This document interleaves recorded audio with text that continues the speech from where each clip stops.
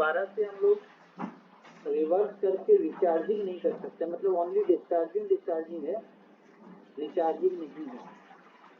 मतलब one time use, एक बार use में लिया उसके बाद में खत्म हो गया काम तो उसको हटा दो, नया लेना पड़ेगा। तो इसको हम कह रहे हैं प्राइमरी सेल। जबकि सेकेंडरी सेल्स वो होते हैं जिसके अंदर रिचार्जिंग और डिस्चार्जिंग दोनों टाइप के प्रोसेस होना पॉसिबल है, जिसको हम बार बार रिपीटेडली यूज कर सकते हैं। पहले हम बात करते हैं प्राइमरी सेल की, और प्राइमरी सेल में एग्जांपल लिया हमने ड्राई सेल। देखो ड्राई सेल इसलिए कह रहे हैं क्योंकि इससे पहले जो सेल था उसमें सोल्यूशन था, जिंक सल्फेट का सोल्यूशन है, कॉपर सल्फेट कॉपर का सोल्यूशन है। तो यहाँ पर सोल्यूशन की फॉर्म में तो उसकी पोर्टेबिलिटी नहीं है, एक जगह उठा करके दूसरी जगह लेके जाए तो वो सोल्यूशन इधर उधर ले जा करके हम लोग मूव नहीं कर पा रहे हैं। तो यहाँ पर यूज में आएगी ड्राई सेल, उसको कहीं पे भी यूज कर सकते हैं। अब देखिए ड्राई सेल कुछ इस टाइप का कॉम्बिनेशन है जिसके अंदर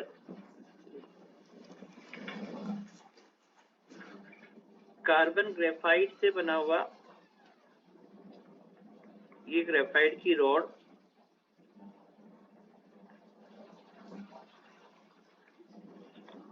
एनोड, और उसके चारों तरफ ये जिंक मेटल का सर्कुलर फॉर्म में ये जिंक का एनोड है। आ जाइए, ग्रेफाइट का कैथोड है जो कि ग्रेफाइट का बना हुआ है, और इसके बीच में हमने सॉल्यूशंस फिलअप किए हुए हैं, मिक्सचर फिलअप किए हुए हैं, जिसमें अमोनियम क्लोराइड, MnO2, ZnCl2 का इस टाइप का ये मिक्सचर बना हुआ है। इस टाइप के कॉम्बिनेशन को हम कह रहे हैं ड्राई सेल। अब इस ड्राई सेल की रिएक्शन देखें तो हम कह रहे हैं एनोड पर क्या हो रहा है, तो एनोड पर जो जिंक है वो जिंक +2 की फॉर्म में जा रहा है, 2 इलेक्ट्रॉन लूज कर रहा है, ऑक्सीडेशन हो रहा है। कैथोड पर क्या हुआ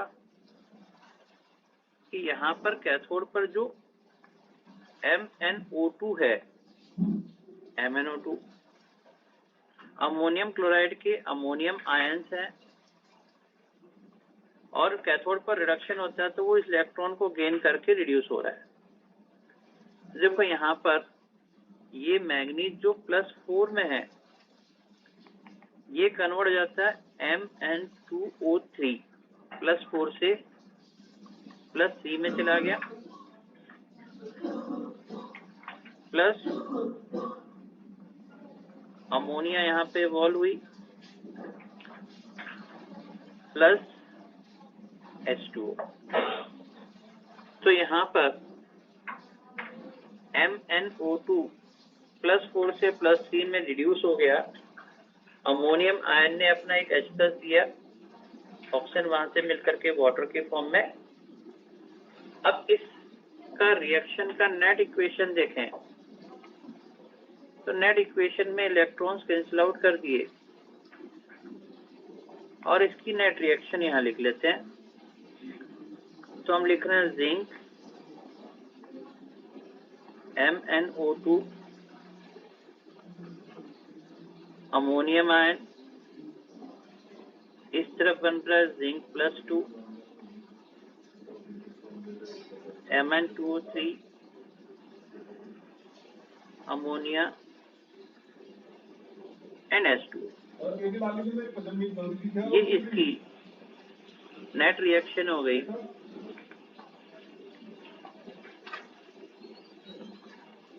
इस सेल का ई सेल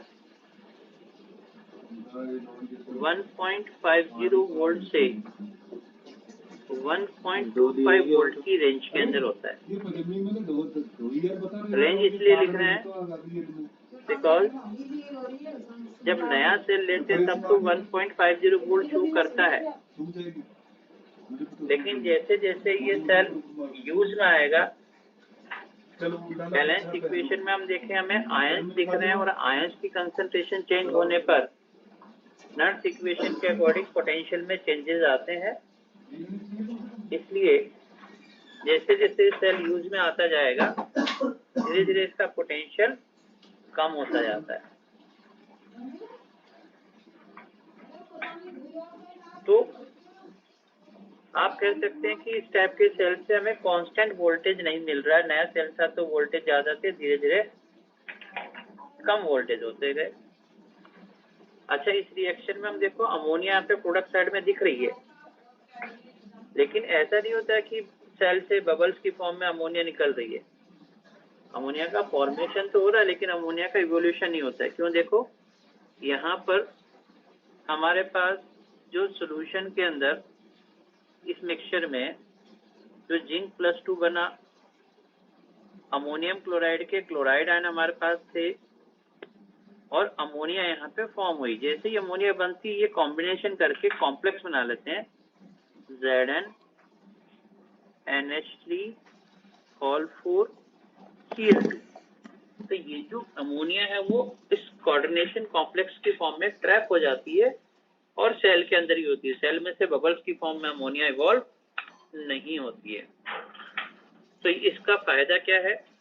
ये तो ड्राई सेल हो गया, क्योंकि पहले जो हमने सेल बनाया था उसको पोर्टेबिलिटी नहीं थी, इधर उधर लेके नहीं जा सकते थे। इसको आराम से कहीं पर भी मूव करा सकते हैं, लेके जा सकते हैं ड्राई सेल। लेकिन अमोनियम क्लोराइड आयन NH4Cl, तो NH4Cl में से 2 अमोनियम आयन तो यहाँ पे यूज में आ गए। जो क्लोराइड भी तो वही सोल्यूशन में है, मिक्सचर में है, तो वो क्लोराइड यहाँ पे अवेलेबल थे, वो यहाँ पे कंबाइन करके Cl2 की फॉर्म में ट्रैप हो गए। तो ओवरऑल ये ड्राई सेल कैसे फंक्शन कर रहा है, कैसे काम कर रहा है, ये चीज समझ में आई। लेकिन जब ये सेल काम मतलब एक बार ये रिएक्शन कंप्लीट हो जाएगी तो उसके बाद में इसको दोबारा यूज नहीं कर सकते हैं, बिकॉज इस टाइप के प्राइमरी सेल में ओनली डिस्चार्जिंग होती है, रिचार्जिंग वाला ऑप्शन इसमें नहीं है। ये नोट किया। अब कुछ डिवाइसेस के अंदर हमें कांस्टेंट वोल्टेज चाहिए, जैसे वॉच, घड़ी। क्या कभी देखा कि घड़ी में हमने नया सेल डाला तो शुरू में वोल्टेज ज्यादा रहते, तो पहले फास्ट चल रही थी, बढ़िया तेज एकदम, फिर कुछ टाइम तक यूज में आया तो ठीक ठीक चलने लगी, फिर वोल्टेज कम हो गए तो धीरे धीरे स्लो चलने लगी, लास्ट में बंद हो गई। ऐसा होता है घड़ी में? नहीं, जब से नया सेल डालते तब से लेके जब वो बंद होती तब तक एक कांस्टेंट वोल्टेज मिलता है और फिर अचानक से घड़ी बंद हो जाती है। जब तक वोल्टेज मिल रहा है उसके बाद अचानक से वो सेल बंद हो जाता है। हम कहते हैं नया सेल डालना पड़ेगा। तो अब हमें कुछ ऐसा चाहिए जो कांस्टेंट वोल्टेज प्रोवाइड करे। इस टाइप के वेरिएबल वोल्टेज वाले को हम यहाँ पर यूज नहीं कर रहे हैं। तो कांस्टेंट वोल्टेज के लिए सेकंड जो ऑप्शन अब हम डिस्कस कर रहे हैं उसको हम कहते हैं मर्करी सेल्स। ये नोट कर लिया आप लोगों ने?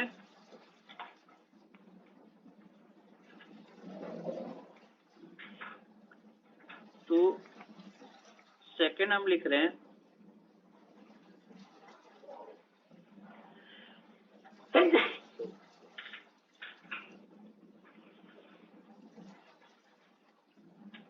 मर्करी सेल को हम एल्कलाइन बैटरीज भी कह सकते हैं, एल्कलाइन मीडियम है। इसमें क्या होता है, देखो एनोड पर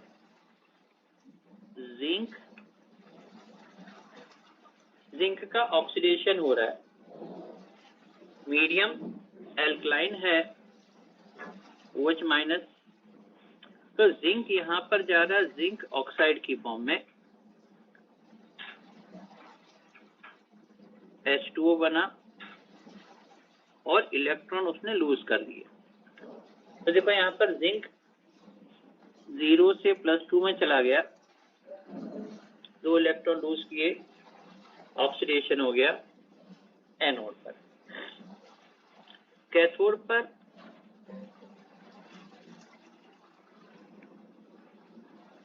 मरकरी का ऑक्साइड है HgO,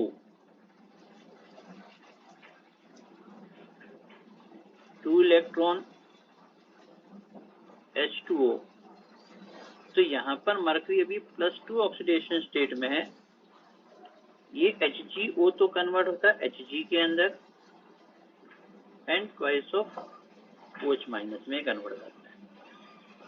अब इस रिएक्शन का जब हम नेट इक्वेशन देखते हैं तो देखिए नेट इक्वेशन में पहले तो इलेक्ट्रॉन कैंसिल आउट किए, ये वाटर यहाँ कैंसिल हो गया, ये OH- कैंसिल हो गया। नेट इक्वेशन में बना जिंक HgO Hg ZnO। और इस सेल का जो ई सेल होता है 1.35 वोल्ट का एक कांस्टेंट वोल्टेज ये प्रोवाइड करता है। 1.35 वोल्ट ये कांस्टेंट वोल्टेज प्रोवाइड कर रहा है। अब जरा बताओ ये वोल्टेज कांस्टेंट क्यों प्रोवाइड कर रहा है?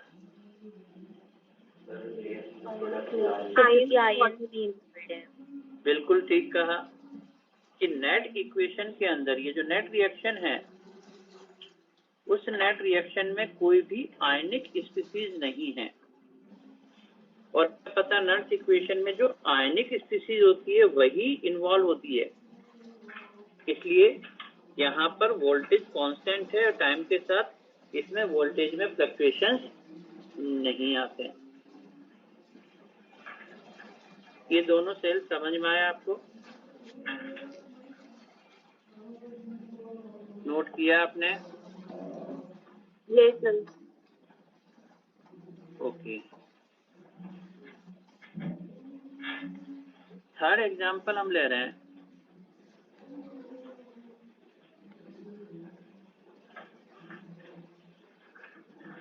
इसको हम कहते हैं फ्यूल सेल। देखो फ्यूल सेल में आप जो एग्जांपल ले रहे हैं वो हाइड्रोजन ऑक्सीजन फ्यूल सेल का है। हाइड्रोजन ऑक्सीजन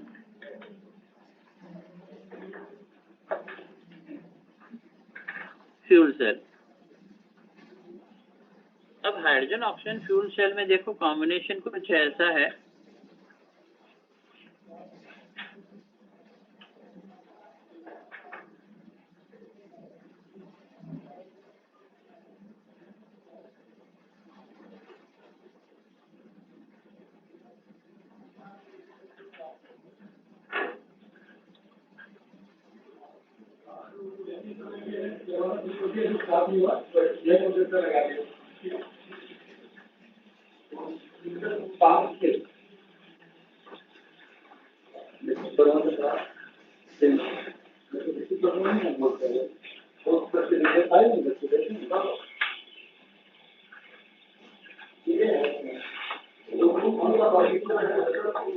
देखिए एक साइड से ऑक्सीजन गैस की फॉर्म में, एक साइड से हाइड्रोजन गैस की फॉर्म में यहाँ पर आप ऐड कर रहे हैं। ये बीच में ये जो बीच में वर्टिकल बना रखे पोरस है, पोरस डायफ्राम टाइप से है ये, और इसके बीच में एल्कलाइन सॉल्यूशन NaOH या KOH का एल्कलाइन सॉल्यूशन फिलअप किया हुआ है।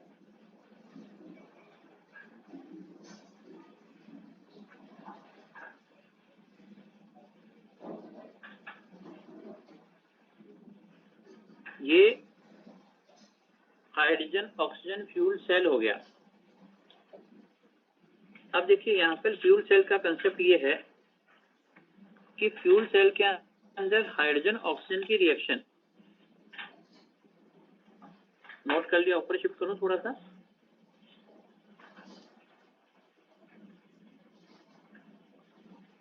एक तरफ एनोड, एक तरफ कैथोड।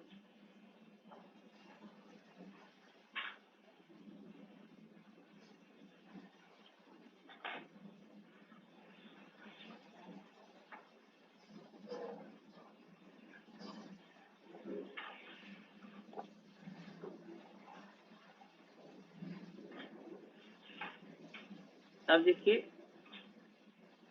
एनोड पर क्या हो रहा है,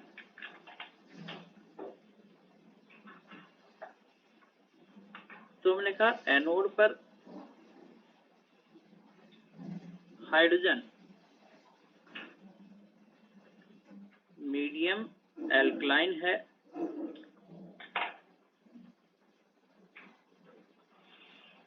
H2O 4 इलेक्ट्रॉन यहाँ पर लूज किए, एनोड पर हुआ ऑक्सीडेशन।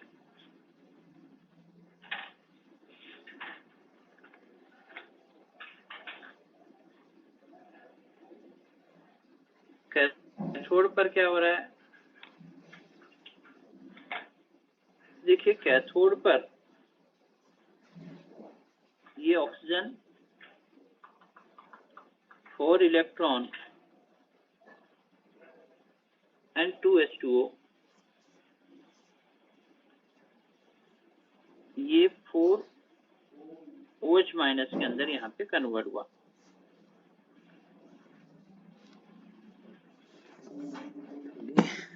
अब इस रिएक्शन का नेट रिएक्शन देखें,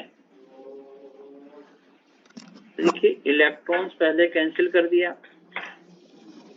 OH कैंसिल कर दिया, नेट रिएक्शन में 2H2 और O2 मिलकर के 2H2O बना रहे हैं।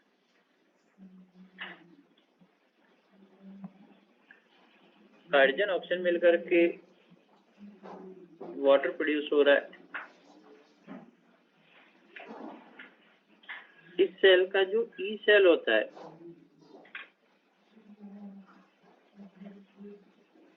वो 0.9 वोल्ट है,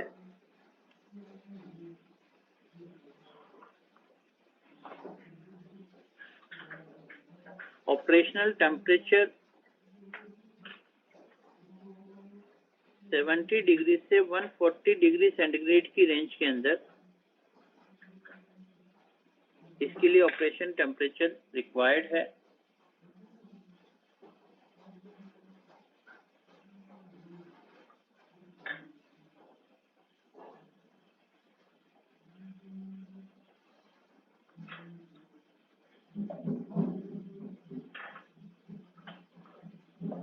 इस सेल की थ्योरेटिकल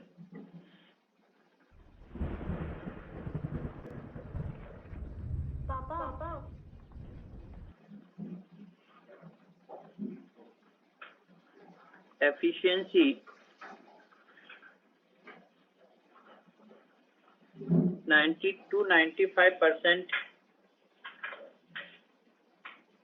होती है,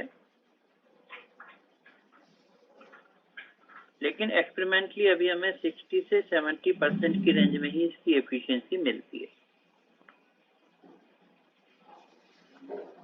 तो ये एफिशिएंसी के लिए क्या फॉर्मूला यूज करते हैं हम लोग,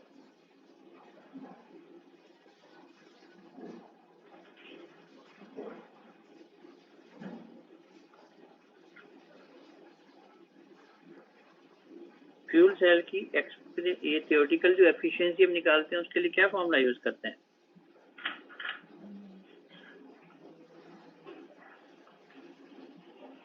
उस रिएक्शन का delta G over delta H into 100, free energy of the reaction formation और एंथैल्पी ऑफ द रिएक्शन का रेशियो इंटू 100 करते हैं तो थ्योरेटिकल एफिशिएंसी हमें मिल जाती है फ्यूल सेल की 100।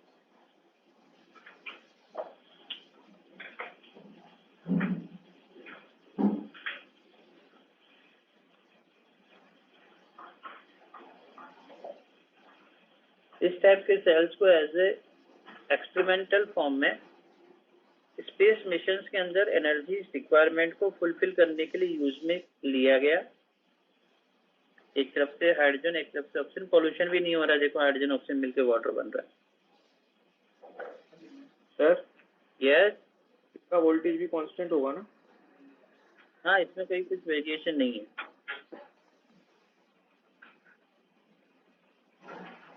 वेरिएशन केवल तभी आता है जब नेट रिएक्शन के अंदर आयंस आ रहे हैं वो वेरी कर सकते हैं।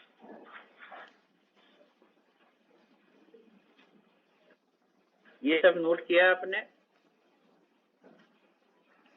यस।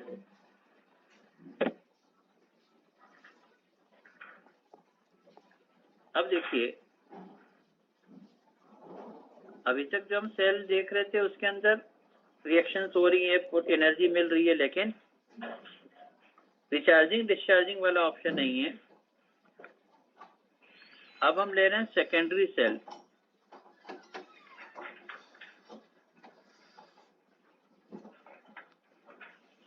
सेकेंडरी सेल हम कहते हैं जिसमें रिचार्जिंग डिस्चार्जिंग दोनों बार बार रिपीटेडली वो यूज में आ सकता है सेल।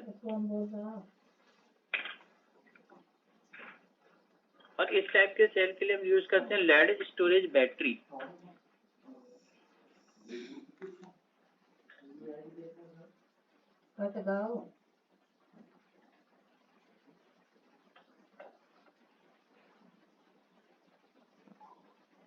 लेड स्टोरेज बैटरी, ये जो बैटरी मीनिंग लिखा है उसका बैटरी मतलब क्या होता है?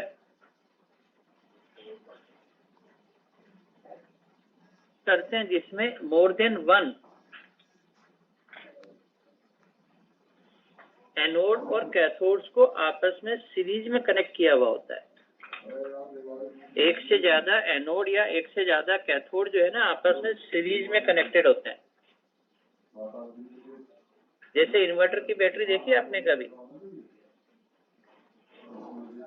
तो भी मैं अपने घर पर मुझे इन्वर्टर लगाना था, शॉप पर गया, मैंने कहा भी इन्वर्टर दिखा दो बढ़िया था। उसने पूछा कितना यूज कितना है, क्या क्या चलाना है? मैंने कहा ज्यादा यूज नहीं है, 2-4 फैन चल जाए, एक ट्यूबलाइट चल जाए बस। फिर तो एक काम करो 8 प्लेट की बैटरी लगा लो। अब उसने कहा 8 प्लेट की बैटरी लगा लो, इसका मतलब क्या हुआ? 8 एनोड 8 कैथोड ये आपस में सीरीज में कनेक्टेड है। फिर मैंने कहा नहीं यार थोड़ा सा कुछ और भी चीज चल जाए, कुछ अप्लायंस और चल जाए, ये भी चल जाए वो भी चल जाए। उसका अच्छा फिर तो एक काम करो, फिर तो 12 प्लेट की बैटरी लगानी पड़ेगी। तो उसने कहा 12 प्लेट की बैटरी मतलब 12 एनोड 12 कैथोड। तो ये जो नॉर्मल लैंग्वेज में उसने कहा 8 प्लेट की बैटरी मतलब एक से ज्यादा एनोड कैथोड आपस में कनेक्टेड हैं। ये पॉइंट समझ में आया? तो अभी मैं केवल सिंगल प्लेट की बैटरी दिखाता हूँ। यहाँ पे मैंने यहाँ पर इस टाइप का कॉम्बिनेशन लिया, एक सिंगल एनोड ऐसा बना लेते हैं,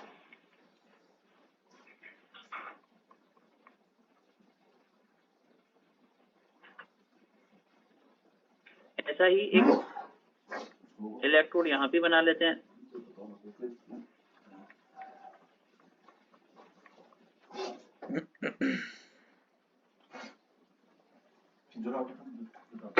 देखो लेड पीबी, लेड से बना हुआ एनोड, PbO2 का बना हुआ ये कैथोड, और ये जो पूरा कंपोनेंट है ये पूरा कंपोनेंट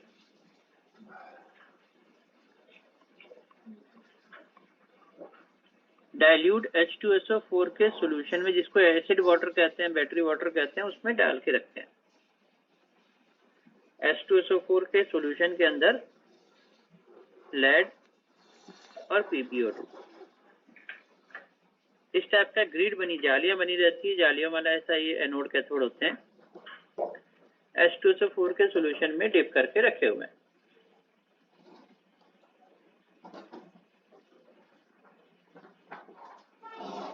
अब देखो उस इन्वर्टर वाले से बातचीत हो गई कि यार चलो 12 प्लेट की बैटरी लगा दो। उसने कहा ठीक है, पेमेंट कर दिया, घर पे आके उसने उसको इंस्टॉल कर दिया, इन्वर्टर इंस्टॉल हो गया, कनेक्शन वगैरह कर दिए। अब इन्वर्टर काम कैसे कर रहा है? घर पर इलेक्ट्रिसिटी का जो मेन जो सोर्स था वो कट हो गया, मतलब हम कहते लाइट चली गई, इलेक्ट्रिसिटी का सोर्स कट हो गया। तो जब लाइट चली गई, इलेक्ट्रिसिटी का मेन सोर्स कट ऑफ हो गया, तो क्या हुआ, अब ये इन्वर्टर क्या कर रहा है, फैन और ट्यूबलाइट रन करने के लिए यहाँ पर इसकी हो रही है डिस्चार्जिंग।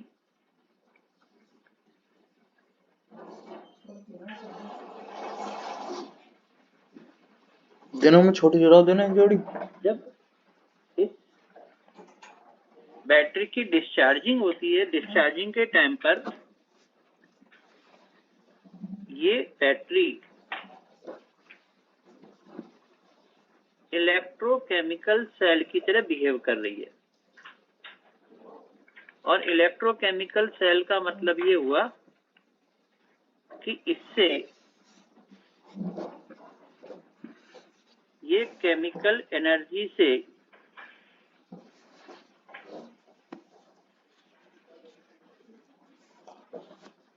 इलेक्ट्रिकल एनर्जी में कन्वर्ट कर रही है, केमिकल एनर्जी को इलेक्ट्रिकल एनर्जी में कन्वर्ट कर रही है, जिससे फैन और ट्यूबलाइट को रन करने में मुझे सपोर्ट मिलता है।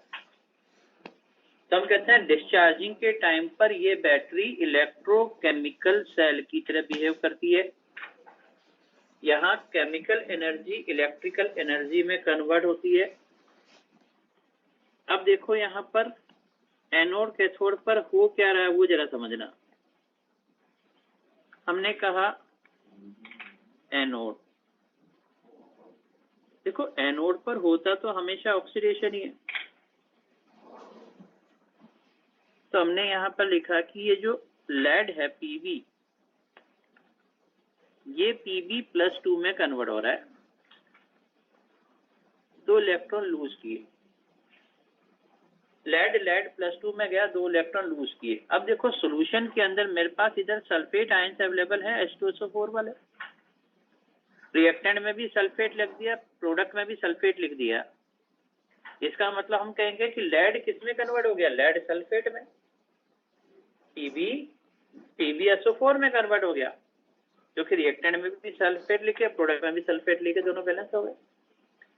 तो एनोड पर लेड जो है वो लेड सल्फेट में कन्वर्ट हो रहा है, और यहाँ ये इलेक्ट्रॉन लूज कर रहा है, ऑक्सीडेशन हो रहा है। अच्छा, कैथोड पर क्या है, तो देखो कैथोड पर हमारे पास था PbO2, इसमें लेड +4 में है, और ये PbO2 2 इलेक्ट्रॉन गेन करके Pb+4 से Pb+2 में जा रहा है, +4 से +2 में जा रहा है। देखो रिएक्टेंट साइड में भी मैंने सल्फेट लिख दिया, तो प्रोडक्ट साइड में भी सल्फेट लिख दिया। तो देखो हमने कहा PbO2 किस में कन्वर्ट हो गया, किस में कन्वर्ट हो गया भाई, PbSO4 लेड सल्फेट में कन्वर्ट हो गया। अब H2SO4 से 4H+ मेरे पास अवेलेबल है, तो ये 4H+ और ये PbO2 का 2 ऑक्सीजन मिल करके 2H2O बन गया। तो इस डिस्चार्जिंग के टाइम की ये जो रिएक्शन हुई, इसका नेट रिएक्शन अगर लिखूं तो देखो इलेक्ट्रॉन्स तो पहले मैंने कैंसिल आउट कर दिए, नेट रिएक्शन में लिखा है भाई PbO2। अब रिएक्टेंट साइड में मुझे 4H+ और 2 सल्फेट दिख रहे हैं, इसको मैं 2H2SO4 लिख रहा हूं। 4H+ और 2 सल्फेट को मैंने 2H2SO4 लिख दिया। प्रोडक्ट साइड में बना 2 PbSO4 एंड 2H2O। तो यहां पर ये इस डिस्चार्जिंग के टाइम की नेट सेल रिएक्शन हो गई, डिस्चार्जिंग के टाइम की नेट सेल रिएक्शन हो गई। जब बैटरी यूज में आ रही है, इलेक्ट्रिकल एनर्जी जनरेट कर रही है केमिकल एनर्जी को इलेक्ट्रिकल एनर्जी में, तो H2SO4 कंज्यूम हो रहे, वाटर यहाँ पे बन रहा है। H2SO4 कंज्यूम हो रहे, यहाँ पर वाटर बन रहा है। इसका मतलब ये सोल्यूशन H2SO4 का धीरे धीरे डाइल्यूट होता जाएगा। क्या होता जा रहा है? डाइल्यूट। अब देखो, हम कहते हैं कि ये जो H2SO4 का सोल्यूशन है जो डाइल्यूट हो रहा है, अभी ये H2SO4 1.30 ग्राम पर ml। H2SO4 की डेंसिटी कितनी हो गई? 1 पर ml। जैसे जैसे इसमें पानी बनता जाएगा, H2SO4 कंज्यूम होता जाएगा, तो इसकी डेंसिटी क्या होती जाएगी? कम होती जाएगी। ठीक है, कम होती जाएगी। अब जब ये डेंसिटी डिक्रीज होते होते होते होते होते होते ये पहुंच जाती है कहां तक? 1.20 ग्राम पर ml तक।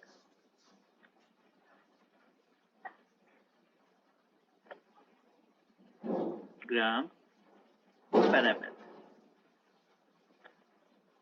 तो ये H2SO4 डाइल्यूट होता जा रहा है 1.30 ग्राम पर ml से 1.20 ग्राम पर ml तक। जब तक इसकी डेंसिटी पहुंचती तब तक ये डिस्चार्जिंग करता रहेगा।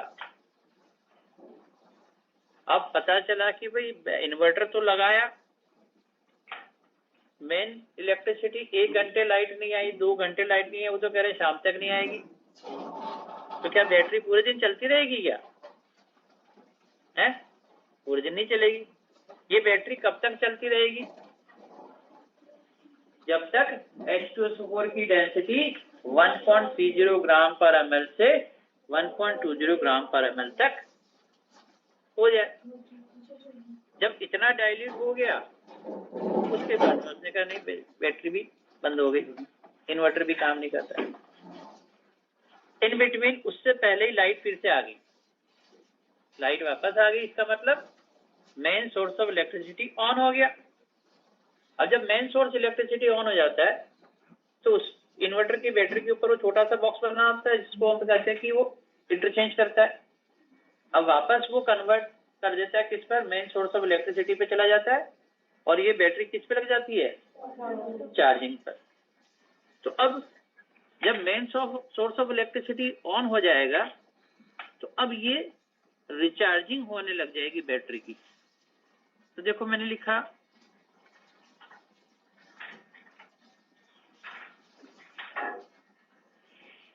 अब जब बैटरी की रिचार्जिंग हो रही है तो रिचार्जिंग के ड्यूरेशन में ये बैटरी इलेक्ट्रोलाइटिक सेल की तरह बिहेव करती है। और इलेक्ट्रोलाइटिक सेल में हम कहते हैं कि नॉन स्पॉन्टेनियस रिएक्शंस को करने के लिए इलेक्ट्रिकल एनर्जी हम प्रोवाइड करते हैं, जो इलेक्ट्रिकल एनर्जी को केमिकल एनर्जी में कन्वर्ट करती है। तो अब यहाँ पर क्या होगा? ये बैटरी रिचार्जिंग में लग गई और यहाँ पर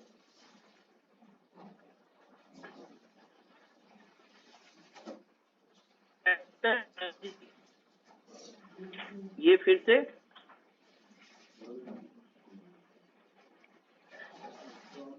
केमिकल एनर्जी में कन्वर्ट होना शुरू हो गई।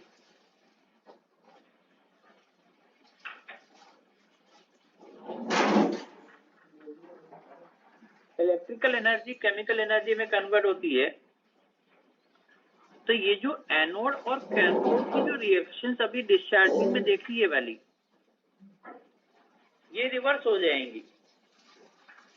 इसका मतलब जो डिस्चार्जिंग में जो एनोड था वो रिचार्जिंग के टाइम पर कैथोड की तरह बिहेव करेगा, और डिस्चार्जिंग में जो कैथोड था वो रिचार्जिंग के टाइम पर एनोड की तरह बिहेव करेगा। रिएक्शन रिवर्स हो रही है।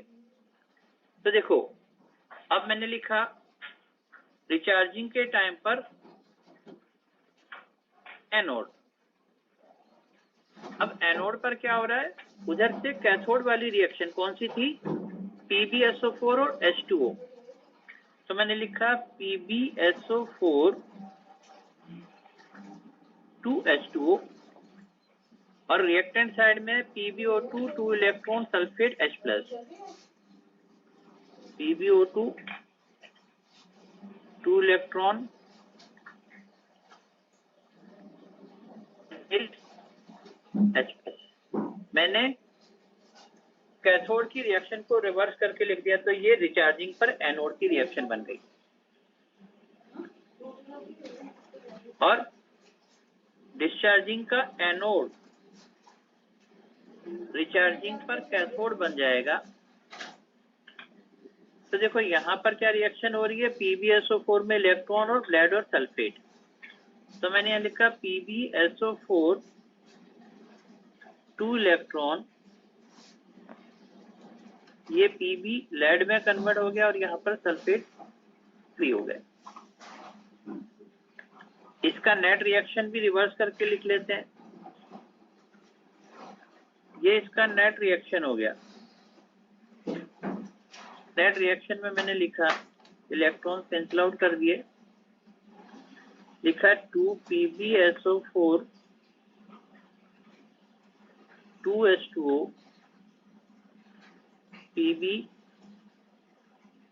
PbO2 and 2H2SO4। तो जब ये रिचार्जिंग होती है तो इसमें H2SO4 बन रहा है और डेंसिटी 1.20 ग्राम से बढ़ते बढ़ते वापस 1.30 ग्राम पर ml तक हो जाती है। तब तक वो रिचार्जिंग हो जाती है। फिर कहते हैं रिचार्जिंग फुली चार्ज हो गया, अब रिचार्जिंग बंद हो गई।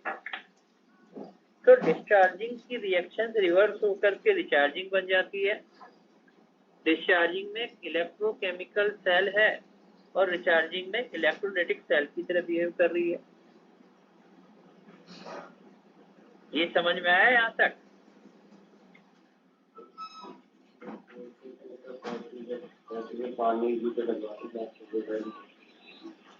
पानी तो इसलिए डलवाते हैं कि अगर उसमें कुछ वाटर का ये H2SO4 का लेवल कम हो जाता है ड्यू टू इवोपरेशन, तो थोड़ा सा टॉप अप उसमें कर देते हैं। पानी डालने से बाहर से H2SO4 डाल हर बार थोड़ी डालते।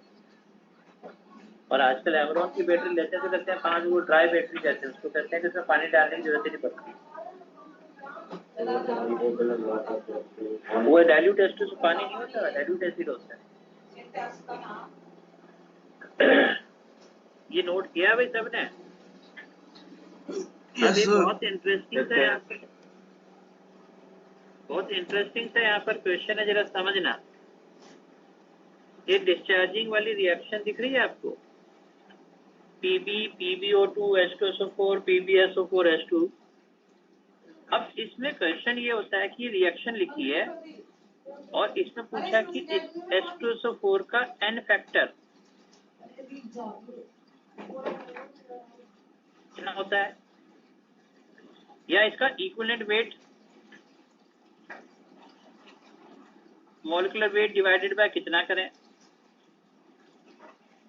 तो इस H2SO4 के डिस्चार्जिंग इसकी लेड की जो ये रिएक्शन है, इसकी डिस्चार्जिंग की रिएक्शन की नेट रिएक्शन में जो H2SO4 लिखा हुआ उसका N फैक्टर कितना होगा? 1। क्यों भाई, कैसे? N फैक्टर क्या होता है?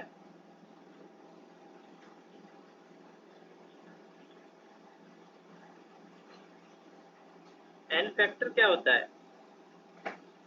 Number of electron exchange. Number of electron exchange. तो क्या H2SO4 इलेक्ट्रॉन गेन या लूज कर रहा है क्या इसमें? क्या H2SO4 इलेक्ट्रॉन गेन लूज कर रहा है?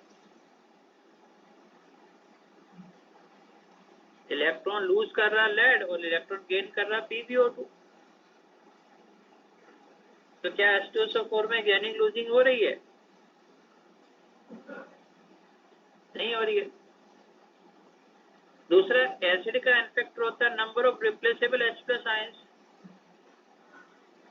तो क्या ये एसिड बेस टाइप की रिएक्शन है?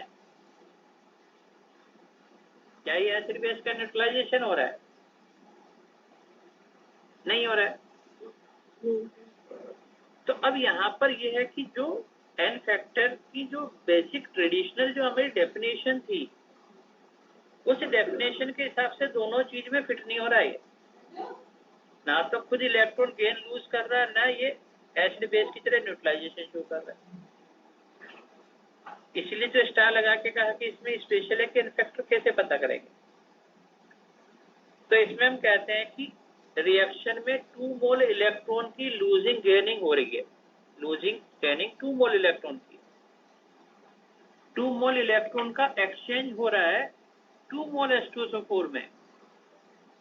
तो पर मोल H2SO4 में कितने मोल इलेक्ट्रॉन का एक्सचेंज हुआ? 1 2 इलेक्ट्रॉन इन 2 1। इसलिए इसका एन फैक्टर यहाँ पर क्या कंसिडर कर लिया? 1। एक तो यहाँ से हमने इसका एन फैक्टर 1 का। अगर मैं एसिड बेस न्यूट्रलाइजेशन की बात करता हूँ तो मैंने क्या कहा था? प्रोडक्ट साइड में जितने वाटर बनते उतना एन फैक्टर होता है। प्रोडक्ट साइड में जब रिप्लेसेबल H+ आयंस की बात करते हैं तो H+ OH- मिलकर वाटर बनता है। तो हम देखते हैं प्रोडक्ट साइड में जितने वाटर बन रहे हैं, तो देखो 2 H2SO4 के लिए 2 वाटर बन रहे थे, 1 1। इसलिए दोनों केसेस में खुद में एक्चुअल में नहीं हो रहा है, लेकिन इसमें इनफैक्ट हम कंसिडर करते हैं 1। और इसका इक्विवेलेंट वेट कहेंगे तो हम कहेंगे इसका इक्विवेलेंट वेट m/1 या इक्विवेलेंट वेट और मॉलिक्यूलर वेट सेम होता है, या इसकी नॉर्मेलिटी या मोलरिटी सेम होती है। ये पर्टिकुलर क्वेश्चन है, कभी कभी पूछ लिया जाता है, ध्यान रहेगा आप लोगों को। इस रिएक्शन में H2SO4 का इनफैक्टर 1 कंसिडर करते हैं। यहाँ तक क्लियर है? ओके।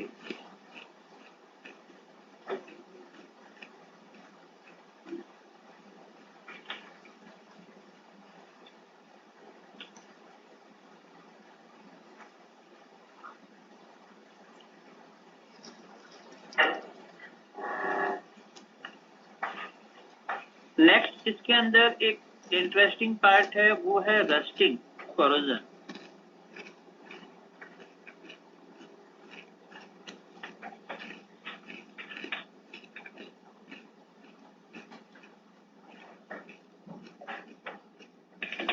कोरोजन क्या होता है भाई?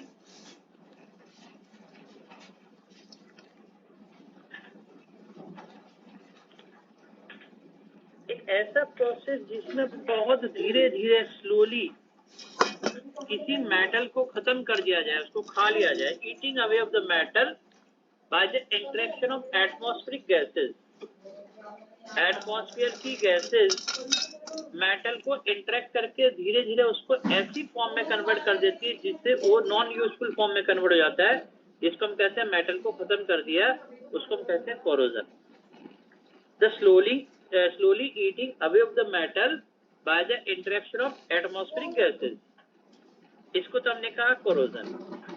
लेकिन अगर आयरन का कोरोजन हो रहा है, कोरोजन ऑफ आयरन, उसको हम क्या कहते हैं? रस्टिंग। तो आयरन के लिए ये रस्टिंग वर्ड यूज करते हैं। अदर देन आयरन कोई भी मेटल है तो हम कहते हैं कोरोजन ऑफ द मेटल हो रहा है। अब ये जो आयरन का कोरोजन है, ये भी एक तरीके से इलेक्ट्रोकेमिकल सेल का एग्जाम्पल है।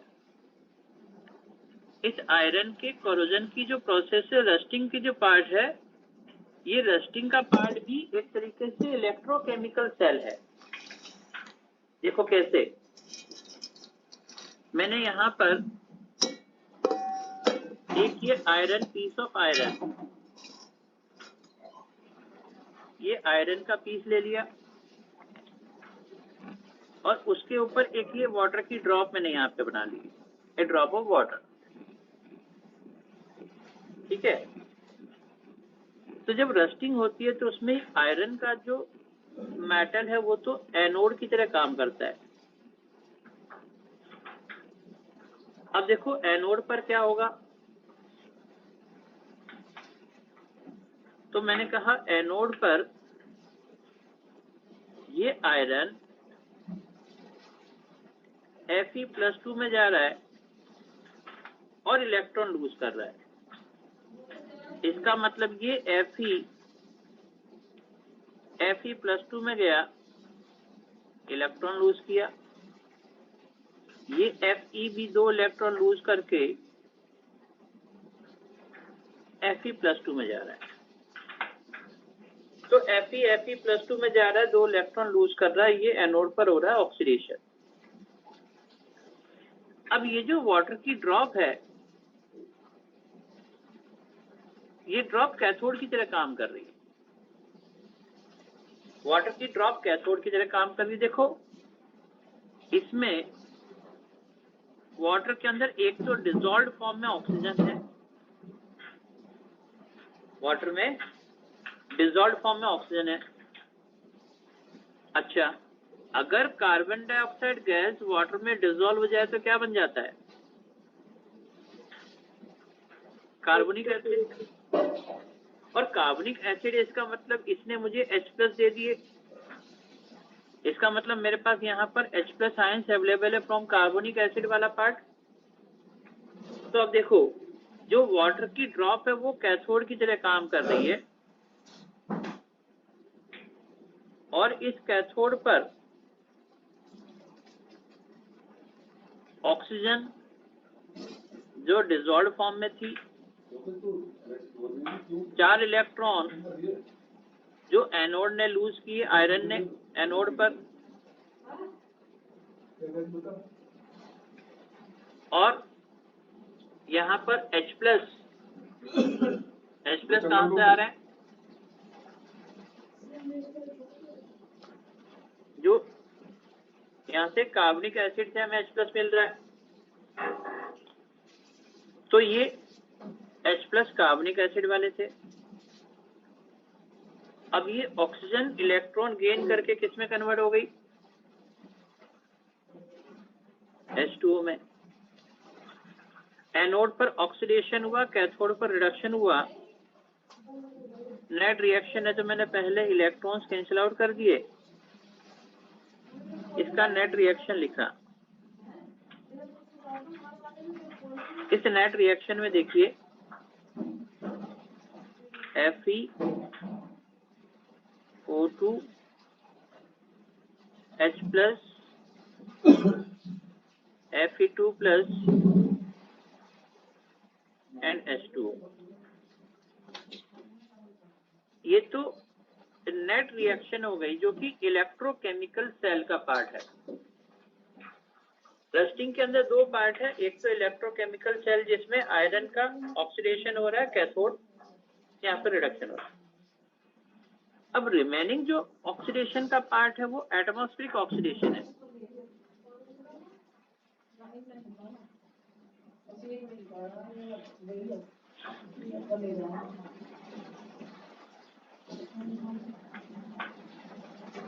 एटमॉस्फेरिक ऑक्सीडेशन में क्या होता है कि ये जो Fe+2 बने,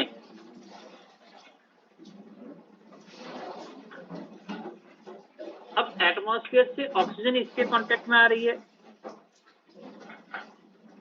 मेरे पास वाटर मॉलिक्यूल अवेलेबल है, ये ऑक्सीडेशन में आयरन Fe+2 से Fe+3 में कन्वर्ट जाता है और बन जाता है Fe2O3, और ये H+8 H+ इसने लूज कर दिए। ये जो पार्ट है ये इसका एटमॉस्फेरिक ऑक्सीडेशन पार्ट है, जिसमें आयरन +2 से किस में चला गया? +3 में। अब ये जो Fe2O3 बना, XH2O इसके सराउंडिंग में आए और ये बन गया Fe2O3.XH2O, जिसको हम कहते हैं रस्ट। तो यहाँ पर रस्ट का फॉर्मेशन हो गया।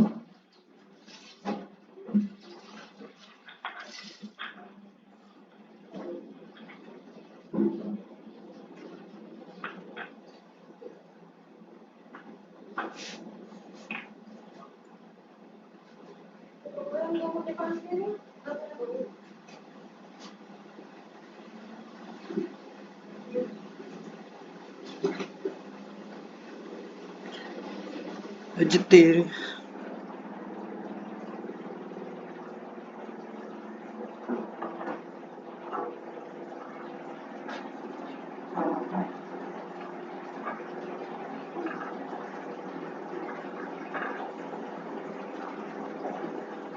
इस रस्टिंग पार्ट में Fe2O3.x में x की वैल्यू कितनी होती है?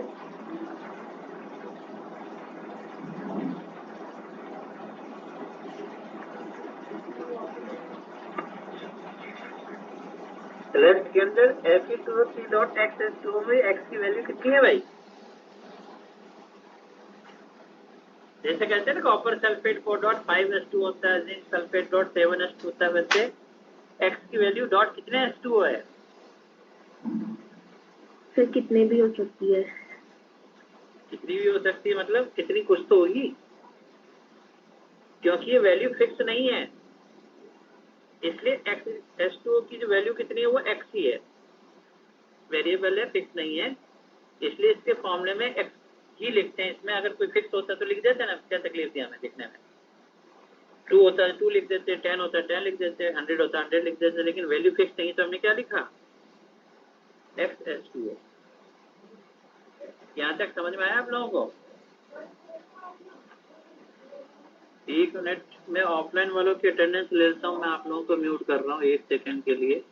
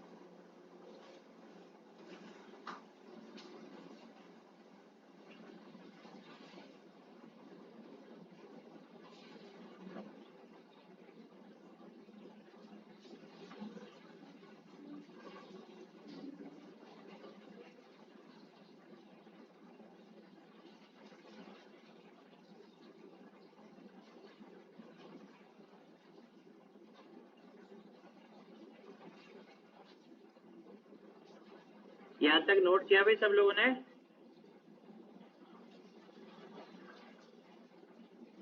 अब देखिए, रस्टिंग से क्या कोई फायदा होता है क्या? हाँ भाई, रस्टिंग से फायदा होता है?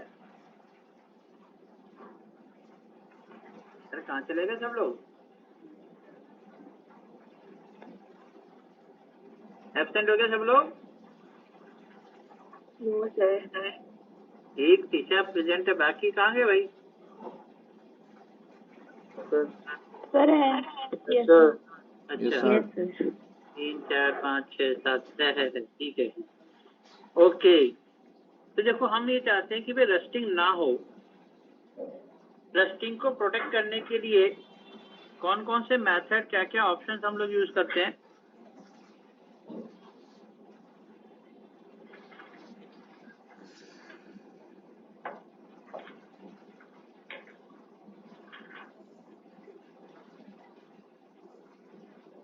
Methods for prevention from rusting. कौन कौन से मेथड यूज करते हैं भाई? एक तो हम कहते हैं बैरियर प्रोटेक्शन,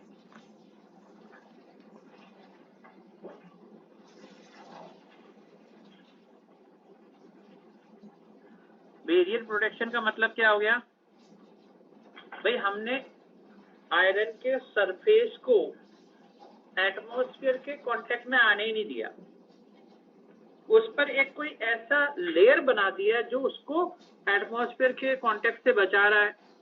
क्या इसके ऊपर ऑयल लगा दिया, ग्रीस लगा दिया, पेंट वार्निश कर दिया। हम जनरली पेंट वार्निश करते हैं, तो पेंट वार्निश करने से क्या होता है, वो एटमॉस्फेयर के कांटेक्ट में नहीं आता तो रस्टिंग नहीं होती है। लेकिन अगर किसी रीजन से वो प्रोटेक्टिव लेयर ब्रेक हो जाए, स्क्रैचिंग उस पर आ जाए, जहां जहां से वो स्क्रैच होगा, एक्सपोज हो जाएगा, वहां से रस्टिंग क्या हो जाएगी, शुरू हो जाएगी। तो हम कहते हैं बैरियर प्रोटेक्शन में प्रोटेक्टिव लेयर अगर ब्रेक हो जाए किसी भी रीजन से, तो वहां से रस्टिंग होनी शुरू हो जाती है। दूसरा जो तरीका है उसको हम कहते हैं क्या, sacrificial protection.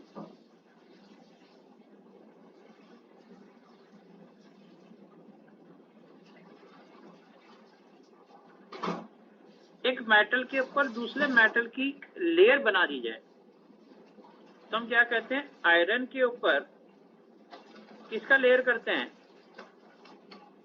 Zinc metal. Zinc metal का लेयर बना दिया जाता है आयरन के ऊपर, और इस प्रोसेस का कोई नाम है क्या, गैल्वेनाइजेशन। तो गैल्वेनाइजेशन, तो आयरन को हम जिंक लेयर बना देते हैं, तो क्या होता है, जिंक की रिएक्टिविटी आयरन से ज्यादा है, zinc is more reactive than iron. तो जैसे ही वो जिंक एटमॉस्फेयर के कांटेक्ट में आएगा तो ज्यादा जल्दी रिएक्ट करेगा, एटमॉस्फेयर से ज्यादा जल्दी रिएक्ट करता है। और जिंक का हाइड्रोक्साइड और जिंक कार्बोनेट में कन्वर्ट हो जाता है। और अब जो जिंक हाइड्रोक्साइड और कार्बोनेट में कन्वर्ट हो गया, वो एक प्रोटेक्टिव लेयर की तरह काम करता है।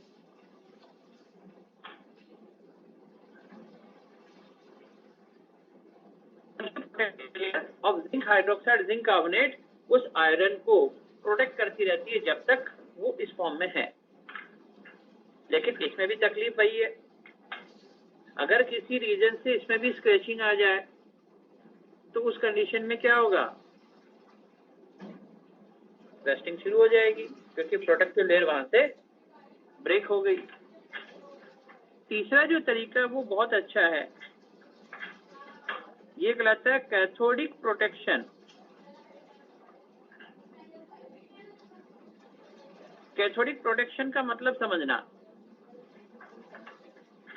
अभी ये देखो, आयरन जब रस्टिंग हो रही है तो उसको मैं एनोड की तरह यूज कर रहा हूं, मैं यूज नहीं कर रहा हूं मतलब वो एनोड की तरह बिहेव कर रहा है, ठीक है। अगर आयरन एनोड की जगह कैथोड बना दें तो क्या ये रस्टिंग का पार्ट वो कर सकता है? मतलब हम कहते हैं जैसे अंडरग्राउंड वाटर टैंक होते हैं, या पेट्रोल डीजल को पेट्रोल पंप पे देखा ना, पेट्रोल कहां से आता है, जमीन में से, है ना। अच्छा, नीचे टैंक बने होते हैं। पहले में जब वो छोटा था ना, बहुत छोटा था, सोचते थे कि बस वहां से कि जमीन के अंदर से पाइप डाल रखा और वहां से यूं करके पेट्रोल आ जाता है उसमें। अब उसको स्टोर करने के लिए उन्होंने आयरन के बड़े बड़े टैंक पेट्रोल पंप पे बना रखे हैं। अब वो आयरन का टैंक अगर जमीन के अंदर है तो वहां तो मॉइस्चर भी है, वाटर भी है, तो उसकी तो रस्टिंग हो जाएगी और कुछ टाइम बाद वो खत्म हो जाएगा। तो देखो, ये आयरन का टैंक जिसको पेट्रोल डीजल को स्टोर करने के लिए यूज किया, अब ये आयरन का टैंक है। अब इसको हमने क्या किया, इसको कनेक्ट कर दिया किसके साथ, यहां पर मैग्नीशियम के ब्लॉक लगा दिए, मोर रिएक्टिव मेटल के साथ उसको कनेक्ट कर दिया। मैग्नीशियम के ब्लॉक के साथ उस आयरन टैंक को मैंने कनेक्ट कर दिया। तो अब रिएक्टिविटी ज्यादा, तो ये कैसे बन जाएगा? एनोड। तो आयरन टैंक क्या बन गया? कैथोड। अब मेरे को पता है कि रस्टिंग होने के लिए आयरन को कैसे बिहेव करना चाहिए था, बढ़िया एनोड की तरह। अगर ये कैथोड बन गया तो इस पे तो रस्टिंग हो ही नहीं सकती, चाहे पानी में डुबो के रखो उसको, चाहे पानी में डुबो के रखो, रस्टिंग इसकी हो ही नहीं पाएगी, क्योंकि जब तक ये कैथोड रहेगा तब तक उस पर रस्टिंग नहीं होगी। अब ऐसे ही देखो, जो बहुत बड़े बड़े शिप होते हैं, मैराइन शिप, तो शिप का जो बॉटम होता है वो तो पानी में डूबा रहेगा ना, उल्टा होकर चलता नहीं शिप तो। और मैराइन वाटर में जो इलेक्ट्रोलाइट इतने ज्यादा है कि उसमें जो रस्टिंग बहुत फास्ट होती है, तो हम क्या कहते हैं, शिप के बॉटम को रस्टिंग से प्रोटेक्ट करने के लिए बॉटम पर जो लेयर होता है ना, उसके ऊपर मैग्नीशियम के ब्लॉक्स का लेयर लगा दिया जाता है। मैग्नीशियम ब्लॉक हम उस शिप के बॉटम के ऊपर लगा देते हैं, नीचे बॉटम आयरन का है, उसके ऊपर मैग्नीशियम के ब्लॉक लगा दिए और फिर उसका फॉर्मेशन करते हैं, क्योंकि इस तरीके से वो आयरन जो शिप का बॉटम है वो रस्टिंग से प्रोटेक्ट हो जाएगा। वैसे हमने मैग्नीशियम ब्लॉक के साथ कनेक्ट कर दिया, तो जब तक ये इसके साथ कनेक्टेड रहेगा, ऑल्दो ये मैग्नीशियम का ब्लॉक क्या होगा, धीरे धीरे टाइम के साथ ये भी कंज्यूम होगा ना, ठीक है, काफी टाइम बाद कंज्यूम होगा, जब ब्लॉक चेंज कर देंगे, नया ब्लॉक लगा देंगे। तो यहाँ पर ये कैथोडिक प्रोटेक्शन का तरीका है, और ये सबसे ज्यादा इफेक्टिव है कि अगर उसको कैथोड बना दोगे तब तो वो प्रोटेक्शन उसका रहेगा, वो इस पर रस्टिंग हो ही नहीं पाएगी। गाड़ी खरीदने जाते हैं तो कहते हैं सर एंटी रस्ट फ्री देंगे आपको, एंटी रस्ट करा के देंगे, और क्या क्या दोगे कि सर ये भी एसएससी दे देंगे, वो भी एसएससी, नई गाड़ी के टाइम पे वो देते हैं, ऐसे बाद में तो पैसे लगा के करानी पड़ती है। तो अब हम कहते हैं एंटी रस्ट सॉल्यूशंस। अब देखो एंटी रस्ट क्या होता है, तो अब कहते हैं एल्कलाइन सॉल्यूशन होते हैं, एल्कलाइन क्रोमेट्स या फॉस्फेट्स।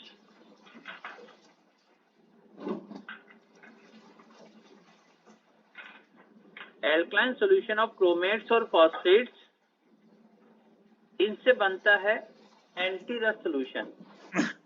अब ये जो एंटी रस्ट सॉल्यूशन बना, उसकी लेयर हमने बना दी। हम कहते हैं गाड़ी में जो चारों पहिए होते हैं टायर, उसके आसपास का जो एरिया होता है वहां पर ब्लैक कलर का स्प्रे कर देता है, वो एंटी रस्ट करता है, क्योंकि बारिश के टाइम पर गाड़ी चलेगी तो धूल मिट्टी वो जो होती है वो वहां पे जाके जमा हो जाती है, तो उस पूरे एरिया में रस्टिंग ना हो उसके लिए पहले से हम डाल के रखते हैं वहां पर एंटी रस्ट का सोल्यूशन। अब एल्कलाइन मीडियम और एसिड और रस्टिंग होने के लिए मीडियम मुझे क्या चाहिए था, ये H+, मेरे को रस्टिंग के लिए यहाँ पर H+ चाहिए। हमने वहां पर एंटी रस्ट सॉल्यूशन में alkaline solution of chromate phosphate लगा रखा है, तो इस तरीके से वो भी रस्टिंग को प्रोटेक्ट कर लेता है। तो हम कहते हैं यूजिंग एंटी रस्ट सॉल्यूशन, ये कुछ तरीके हैं।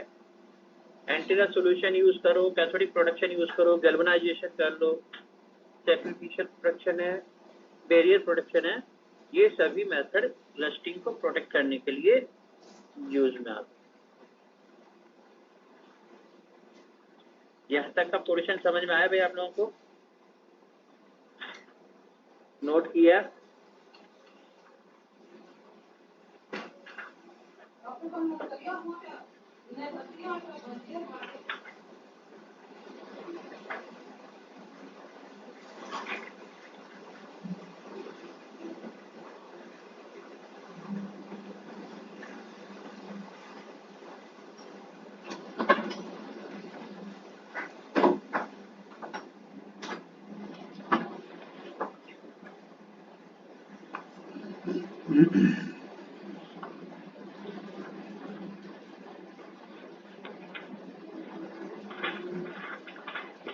Now next, interesting. जाग रहे हो क्या? Yes sir. वो सर ओके ओके ओके। मेरे को पता नहीं क्यों बीच बीच में ऐसी फीलिंग आने लगती है कि नहीं, मैं आप लोगों को नहीं कह रहा था, उससे जो ऑफलाइन में सामने दिख रहे हैं ना वो जाग रहे हैं, मुझे लगा भी बाकी लोग भी। तो यहाँ पर हम लिख रहे हैं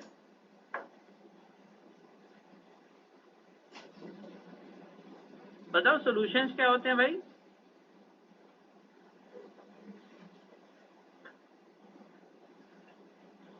क्या होते हैं solutions? Homogeneous mixture of components. Very good. Homogeneous mixture और मोर कंपोनेंट। इसमें सॉल्यूट कौन होता है, सॉल्वेंट कौन होता है? सॉल्यूट किसको कहेंगे, सॉल्वेंट किसको कहेंगे? अपना फेस चेंज कर ले उसको सॉल्यूट कहेंगे। मास परसेंटेज में जो होता है। अच्छा, और एक कोई कुछ कह रही थी, शिवानी कुछ कह रही थी। चेंज कर लेता है उसको सॉल्यूट कहते हैं, और जो रिटेन करके रखता है अपना फेस उसको सॉल्वेंट कहते हैं। Very good. देखो आप पहले समझना, सॉल्यूट और सॉल्वेंट अगर दोनों डिफरेंट फिजिकल स्टेट में हो, दोनों की फिजिकल स्टेट डिफरेंट हो, तो जो कंपोनेंट अपनी फिजिकल स्टेट को लॉस्ट कर दे उसको कहते हैं सॉल्यूट। जैसे सॉल्ट डिजोल्व इन वाटर, हमने पानी में नमक डाल दिया, तो वाटर का फिजिकल स्टेट क्या था भाई? लिक्विड। और सॉल्ट पहले कैसा था? सॉलिड। अब जब मैंने दोनों को मिक्स किया तो किसने अपना फिजिकल स्टेट लॉस्ट कर दिया? सॉल्ट ने। सॉल्ट पहले सॉलिड था, फिर सॉल्यूशन में चला गया। तो हम कहते हैं कि अगर दोनों की फिजिकल स्टेट डिफरेंट है तो जिसकी फिजिकल स्टेट लॉस्ट हो जाए वो होता है सॉल्यूट, और जिसकी फिजिकल स्टेट में चेंज ना आए वो होता है सॉल्वेंट। कब? जब दोनों डिफरेंट फिजिकल स्टेट में हो। लेकिन अगर दोनों की फिजिकल स्टेट सेम हो, दोनों की फिजिकल स्टेट सेम हो, तो जो लेस मास परसेंटेज में होगा, जिसकी मास परसेंटेज कम है, जब कहते हैं कम अमाउंट में हो, जो कम अमाउंट क्या है वो लेस मास परसेंटेज है, वो होता है सोल्यूट, और जिसकी मोर मास परसेंटेज होती है वो क्या होता है? सॉल्वेंट। ठीक है, तो लेसर मास परसेंटेज वाला सोल्यूट होता है, मोर मास परसेंटेज वाला सॉल्वेंट होता है। कब? जब दोनों सेम फिजिकल स्टेट में हो। अब यहां पर एक क्वेश्चन पूछते हैं। क्वेश्चन ये है कि मैंने इक्वल मोल्स किसके ले लिए? इथाइल अल्कोहल एंड वाटर के। इक्वल मोल्स हमने इथाइल अल्कोहल वाटर के ले लिए, दोनों ही लिक्विड स्टेट में है। तो बताओ अब इसमें से वाटर सॉल्यूट है कि सॉल्वेंट है? मैं वाटर को क्या कहूंगा, सॉल्यूट या सॉल्वेंट? रोटी बनेगी? अरे दो में से एक तो कहेंगे, कुछ तो कहो, सॉल्यूट कहेंगे सॉल्वेंट कहेंगे। हैं? अच्छा, सॉल्वेंट कैसे पता चला? हाँ बताओ भाई, बता।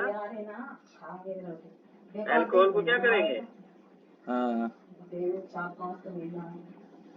घने आएंगे। अच्छा चलो मेरे को बताओ, मान लो इक्वल मोल्स का मतलब तो मैंने यहाँ पर अल्कोहल का भी 1 मोल ले लिया, वाटर का भी 1 मोल ले लिया। बताओ मॉलिक्यूलर मास इथाइल अल्कोहल का कितना है, काउंट करके ढंग से बताना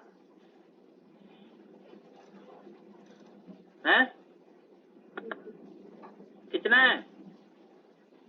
46 ग्राम। और वाटर का तो 18 ग्राम होता है, वो मुझे भी पता है वैसे तो। दोनों के 1 मोल ले लिए। अब हम कहते हैं मास परसेंटेज, ठीक है।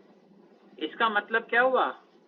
46 gram divided by 46 plus 18 into 100, और यहाँ पर आ जाएगा 18 डिवाइडेड बाय 46 प्लस 18 इंटू 100। बताओ मोर मास परसेंटेज कौन सा है? अल्कोहल का परसेंटेज ज्यादा होगा या वाटर का परसेंटेज ज्यादा होगा?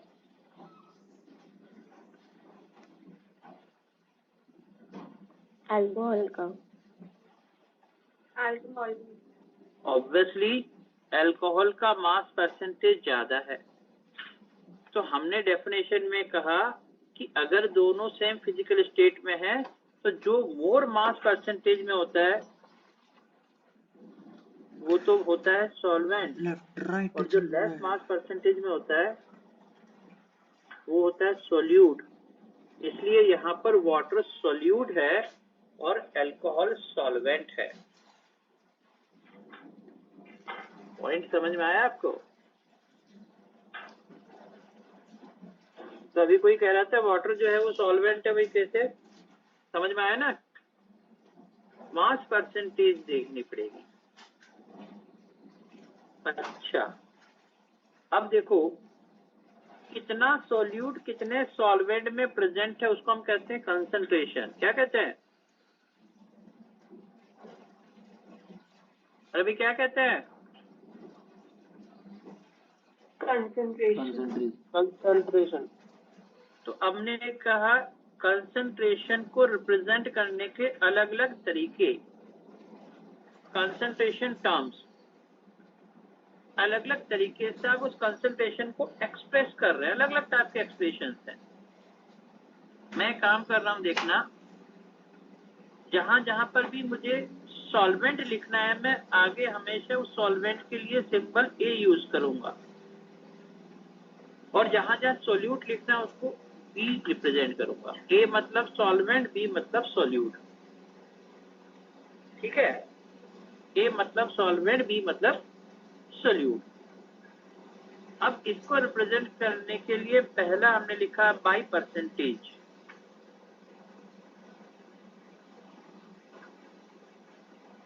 By percentage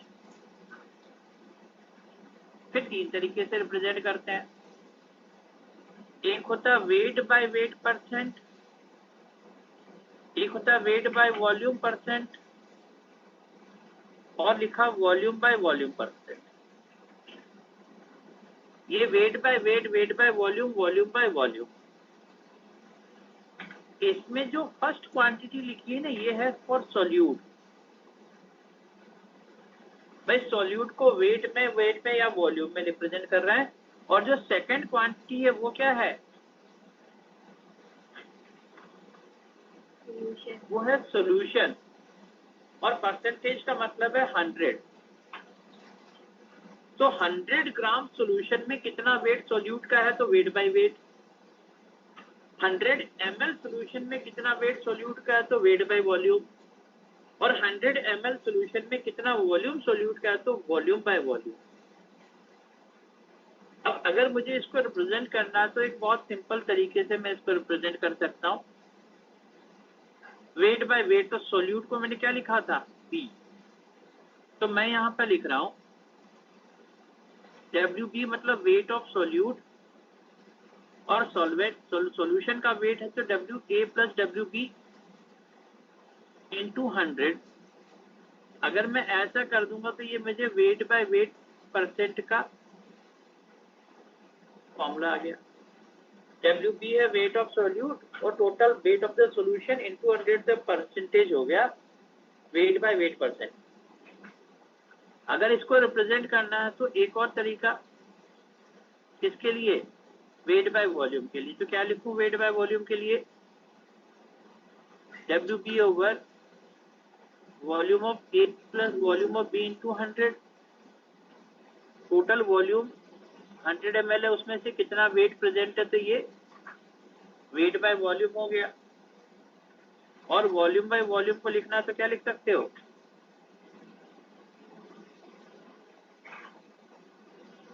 VB over VA plus VB into 100।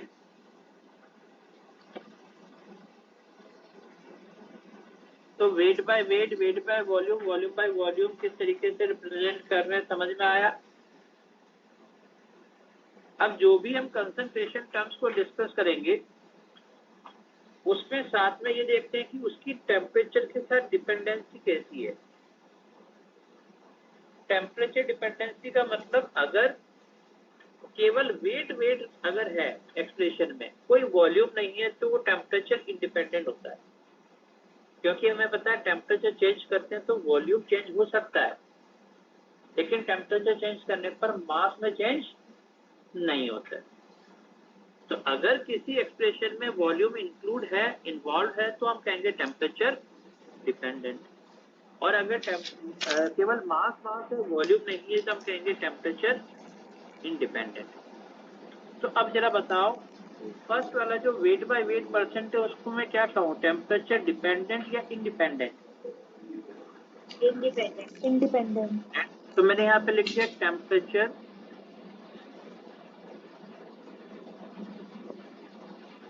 Independent. Weight by volume को क्या कहूंगा? Temperature dependent. बिकॉज इसमें वॉल्यूम आ रहा है इसलिए हमने कहा ये टेम्परेचर डिपेंडेंट है, और वॉल्यूम बाय वॉल्यूम तो क्या है ही वॉल्यूम, तो ये भी टेम्परेचर क्या हो जाएगा, डिपेंडेंट हो जाएगा। तो ये weight by weight, weight by volume, volume by volume percentage का मतलब समझ में आया आप लोगों को? क्लियर है? Yes sir. ठीक है। दूसरा हम लिखते हैं मोल फ्रैक्शन।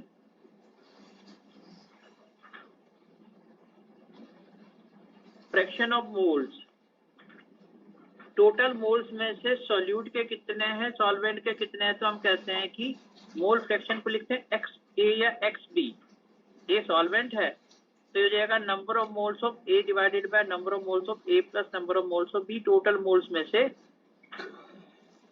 ए का कंट्रीब्यूशन कितना है, तो एक्स ए हो गया, और मोल फ्रैक्शन ऑफ बी लिखना है तो क्या लिखेंगे, number of moles of B divided by total number of moles. अच्छा है, बताओ नंबर ऑफ मोल्स को क्या मैं weight divided by molar mass लिख सकता हूं? तो अगर मुझे मोल फ्रैक्शन ऑफ ए लिखना है तो weight of A divided by molar mass of A, weight of A divided by molar mass of A plus weight of B molar mass of B. अगर मुझे वेट और मोलर मास की term में दे रखा है तो मोल फ्रैक्शन को आप इस तरीके से भी लिख सकते हैं। सिमिलरली मैंने लिखा एक्स बी को W B over M B, W A over M A plus W B over M B. और अगर कंपोनेंट दो हैं, एक का मोल फ्रैक्शन पता है, दूसरे का मोल फ्रैक्शन फाइंड आउट करना है, तो क्या तरीका है भाई, ये दोनों किसी तो हम कहते हैं एक्स ए प्लस एक्स बी हमेशा किसके इक्वल होता है, 1 के इक्वल होता है। अगर एक का मोल फ्रैक्शन पता है तो 1 माइनस एक्स बी करके एक्स से आ जाएगा, 1 माइनस एक्स से करके एक्स भी आ जाएगा।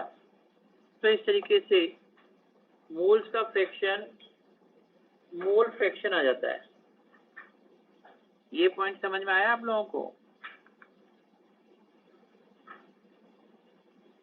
यस।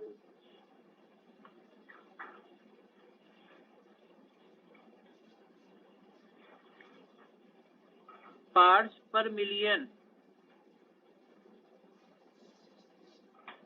जिसको शॉर्टकट में पीपीएम कहते हैं, कि आउट ऑफ 1 मिलियन पार्ट कितना पार्ट सोल्यूट का है। तो अगर मुझे पार्ट्स पर मिलियन लिखना है तो सोल्यूट का part divided by total part into 10⁻⁶।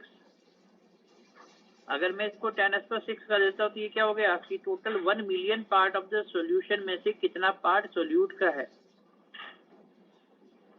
अच्छा, WB over WA plus WB को जैसे मोल का फ्रैक्शन लिखा था, क्या मैं इसको और कुछ लिख सकता हूँ? इस वाले पार्ट को क्या लिख सकते हैं? मास का फ्रैक्शन। तो अगर मुझे यहाँ पर लिखना है पार्ट्स पर मिलियन ppm, तो इसका मतलब हो गया मास फ्रैक्शन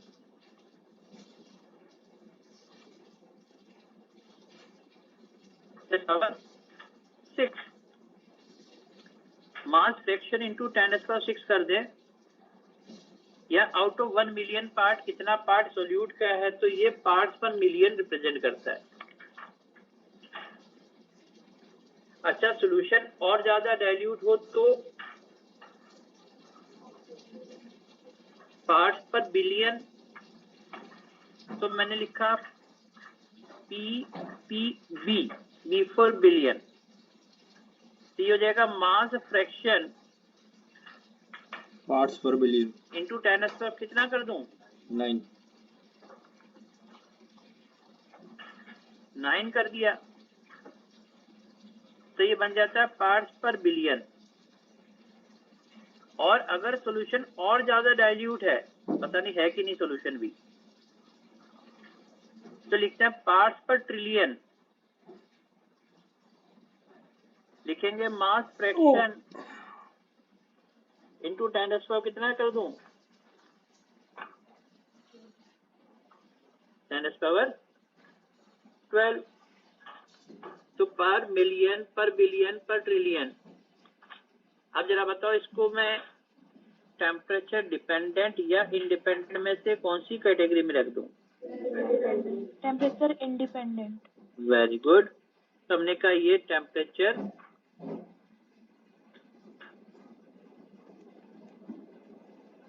इंडिपेंडेंट वाली कैटेगरी में हमने इसको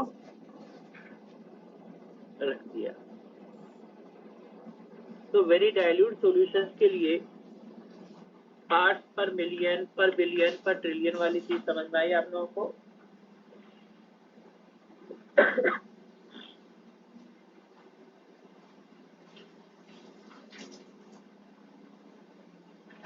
फोर्थ पॉइंट हम लिख रहे हैं जो बहुत फ्रिक्वेंटली हम लोग यूज करते हैं,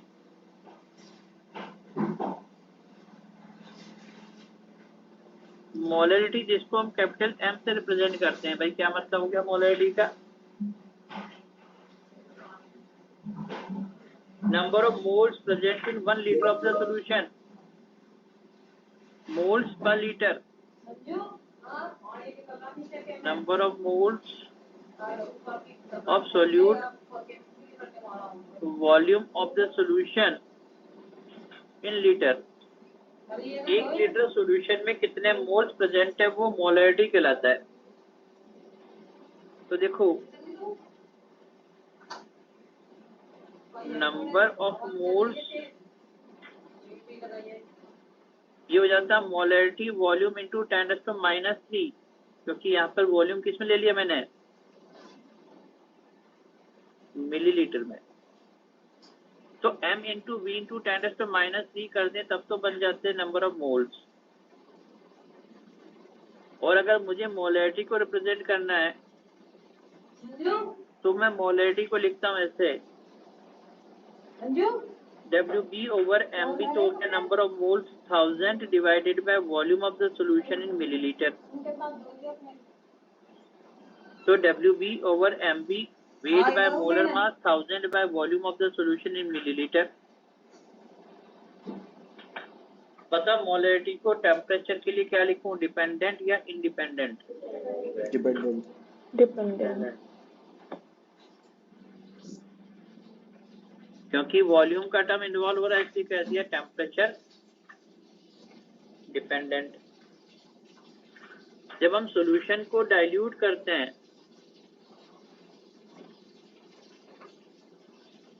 तो डाइल्यूशन से पहले, डाइल्यूशन के बाद नंबर ऑफ मोल्स सेम रहते हैं, लेकिन मोलरिटी चेंज हो जाती है क्योंकि वॉल्यूम चेंज हो गया।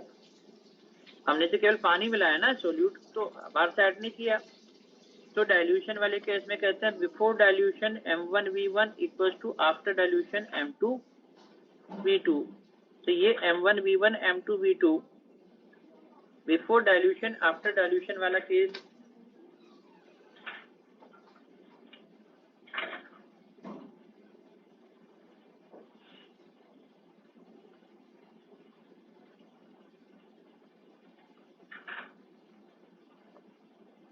अगर मुझे सॉल्यूशन की molarity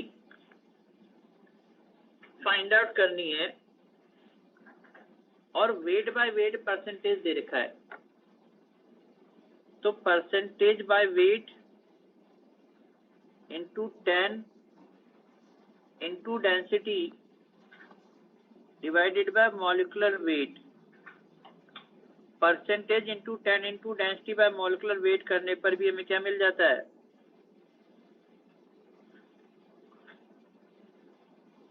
percentage into 10 into density divided by molecular weight करने पर मुझे मोलैरिटी मिल जाती है। ये कुछ फॉर्मूले जो हमने फर्स्ट चैप्टर में भी डिस्कस किए थे, नोट किए भाई सब लोगों ने?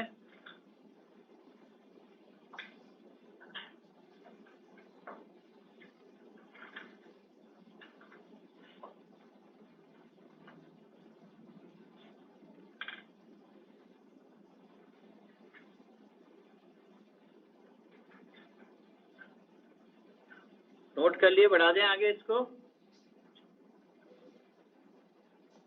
Yes sir. ठीक है, जैसे मोलैरिटी था वैसे अब हम लिखते हैं ये सब 4।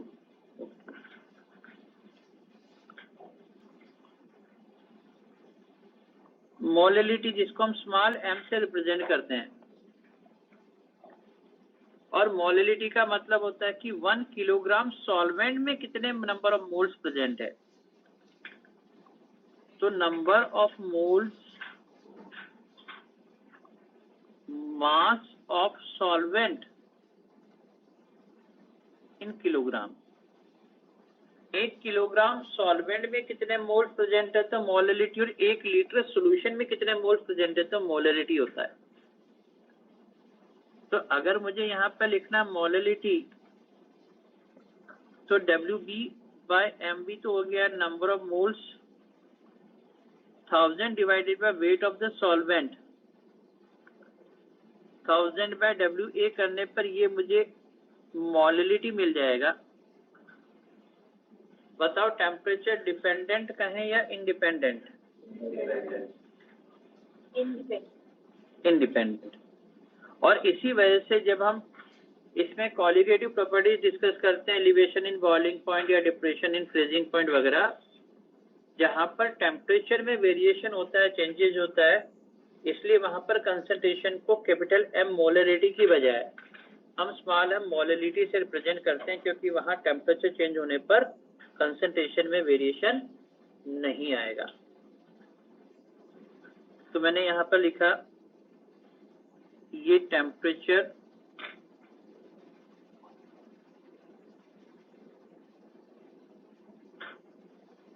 इंडिपेंडेंट हो गया।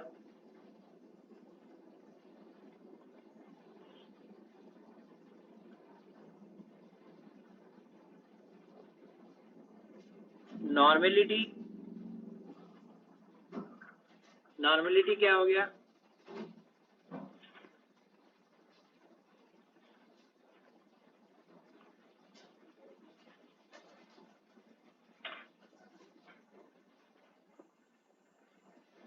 नंबर ऑफ ग्राम इक्विवेलेंट या number of equivalent volume of the solution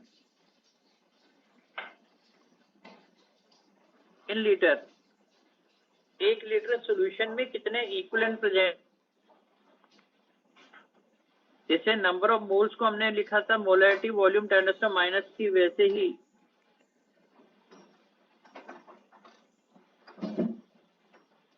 number of equivalent को आप लिखते हैं normality into volume which is in ml into 10⁻³ n into v into 10⁻³ करने पर number of equivalent and m into v into 10⁻³ करने पर number of moles बन जाते हैं। Number of moles equivalent weight into 1000 divided by volume of the solution in millilitre. ये normality के लिए फॉर्मूला हो गया। बता नॉर्मेलिटी को टेम्परेचर के साथ क्या कहेंगे, डिपेंडेंट या independent? Dependent.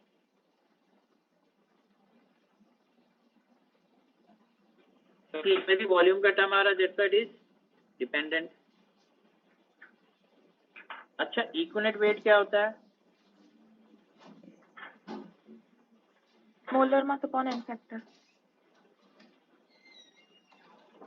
Molar mass upon N factor.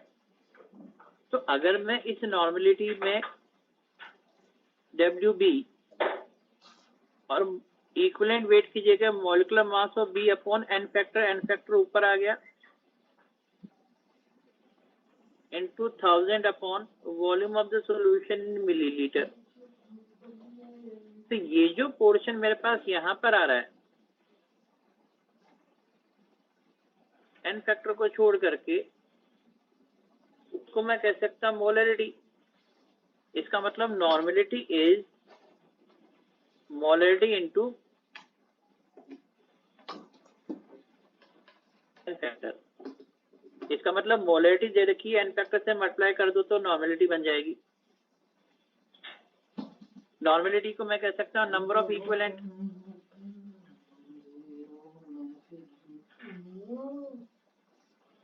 Molarity को कहता हूँ नंबर ऑफ मोल्स।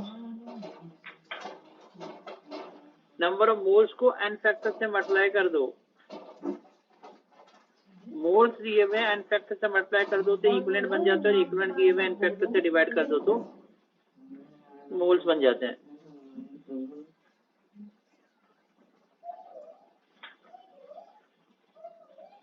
तो नंबर ऑफ मोल्स और इक्विवेलेंट में रिलेशन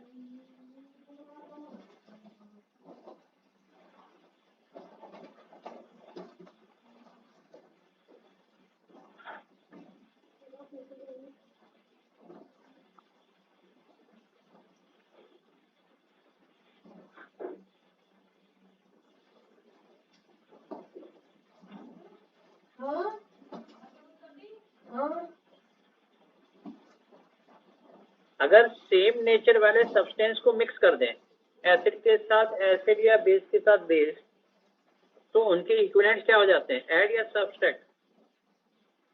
ऐड। इसका मतलब अगर मैंने यहाँ पर कोई एसिड लिया 1, इसका N1V1 है, दूसरा एसिड लिया 2 N2V2 और दोनों को मिक्स करके मैंने कोई एसिड का मिक्सचर बना दिया, उसकी नॉर्मेलिटी N3 और वॉल्यूम V3 हो गया। तो हम क्या कहते हैं, equivalent of acid 1 plus equivalent of acid 2 equals to equivalent of acid mixture. मतलब N1V1 plus N2V2 equals to N3V3। और अगर मुझे N3 चाहिए तो क्या लिखते हैं, N1V1 plus N2 divided by V1 plus V2 which is equals to V3। तो सेम नेचर वाले सब्सटेंसेस को मिक्स करने पर N1V1 प्लस N2V2 N3V3 या N3 हम लोग यहाँ पर फाइंड आउट करते हैं इस तरीके से।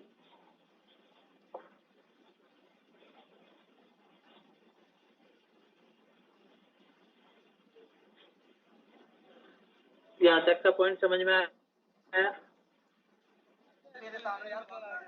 नोट किया भाई सबने? अरे हाँ कि ना? Yes sir. Yes sir. अच्छा,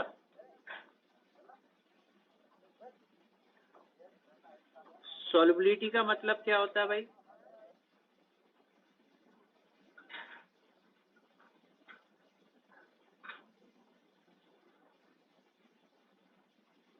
सॉल्युबिलिटी अगर लिखता हूं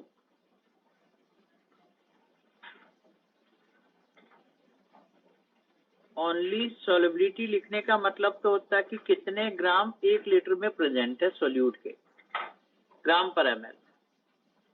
लेकिन अगर मैं लिखता हूं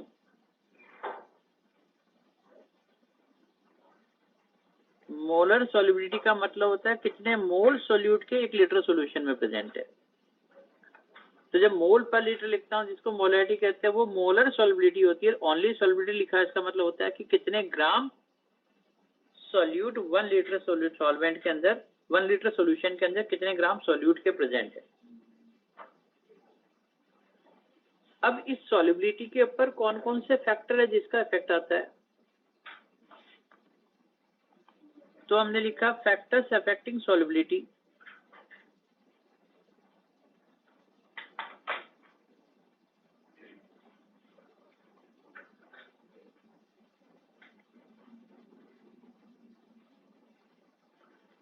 एक तो कहते हैं नेचर,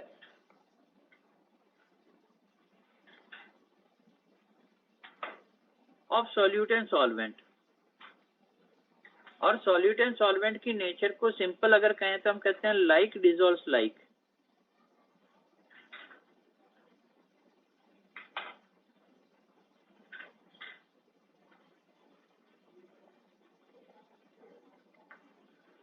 पोलर सॉल्यूट डिसॉल्व करता है पोलर सॉल्वेंट को नॉन पोलर सॉल्वेंट के लिए non polar solute. Like dissolves like का कंसेप्ट होता है मतलब सेम नेचर वाले सॉल्यूट सॉल्वेंट होने चाहिए, पोलर के लिए पोलर, नॉन पोलर के लिए नॉन पोलर।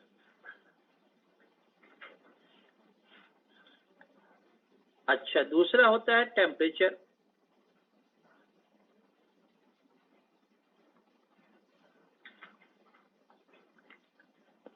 बताओ टेम्परेचर बढ़ाने पर सॉल्युबिलिटी पर क्या फर्क पड़ेगा।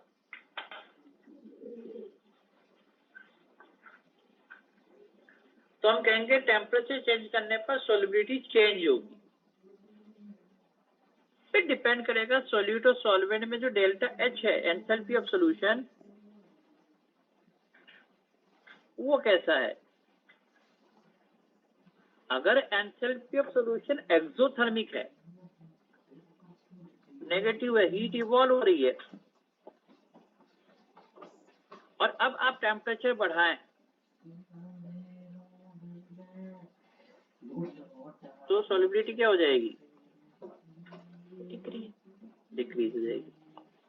लेकिन अगर रिएक्शन का enthalpy of solution, heat of solution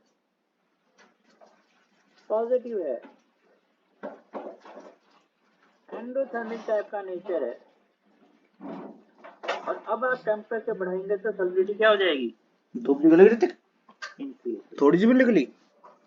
तो टेम्परेचर का इफेक्ट डिपेंड करेगा कि जो सॉल्यूट और सॉल्वेंट मिलकर के सॉल्यूशन बन रहा है उसका एंथैल्पी ऑफ सॉल्यूशन किस कैटेगरी में आ रहा है, एक्सोथर्मिक या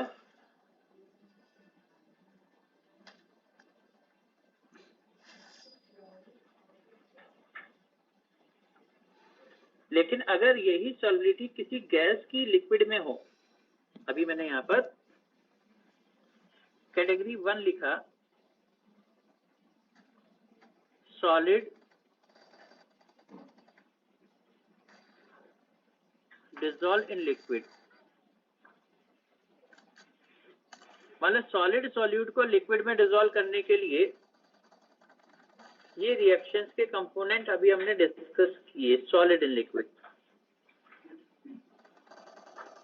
लेकिन अगर गैस को लिक्विड में डिसॉल्व करें, तो अब हमने पॉइंट नंबर 2 लिखा,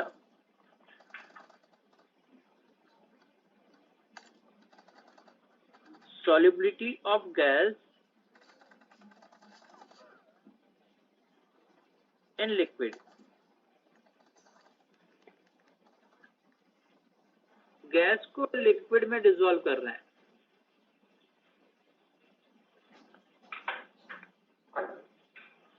तो कार्बन डाइऑक्साइड वाला, कार्बोनेटेड वाटर वाला कंसेप्ट हमें याद आता है कि ऐसा एक सिलेंडर पिस्टन सिस्टम है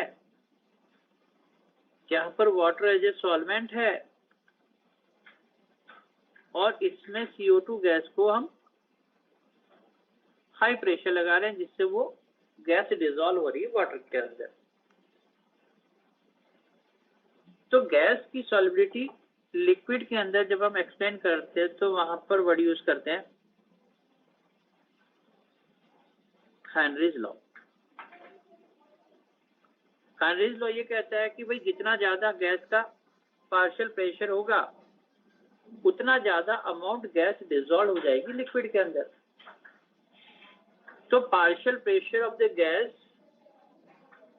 और जितना मोल फ्रैक्शन गैस का डिसॉल्व हुआ वाटर के अंदर उसके डायरेक्टली प्रोपोर्शनल का रिलेशन है। और इसको हम रिप्रेजेंट करते हैं कि भी partial pressure of the gas मतलब P KH into x.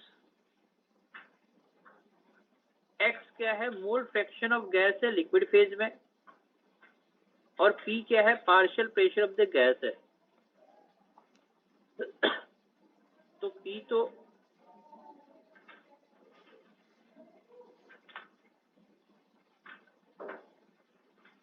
Gas का पार्शियल प्रेशर और X क्या हो गया? मोल फ्रैक्शन ऑफ गैस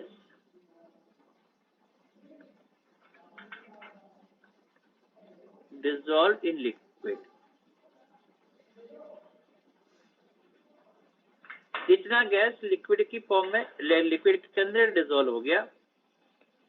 और यहां पर ये KH क्या कहलाता है भाई?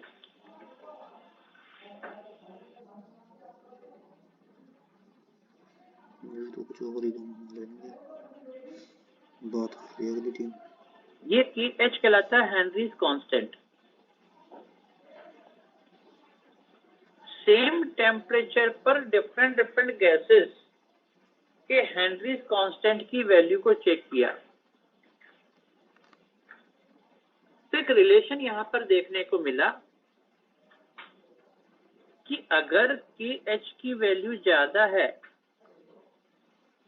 तो उस गैस की सॉल्युबिलिटी क्या देखी गई? कम। हेनरीज कांस्टेंट की वैल्यू ज्यादा कम, तो मैंने कहा भी KH इनवर्सली प्रोपोर्शनल हो गया उसकी सॉल्युबिलिटी के लिए।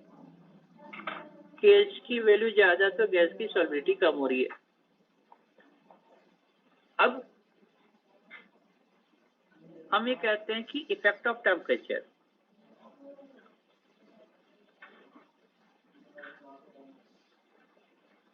टेम्परेचर बढ़ाया तो KH की वैल्यू बढ़ जाती है। टेम्परेचर इंक्रीज करेंगे तो KH बढ़ जाएगा, और KH बढ़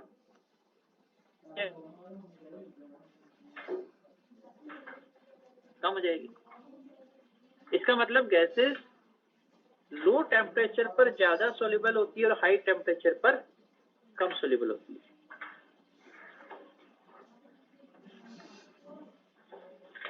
तो हमने यहां पर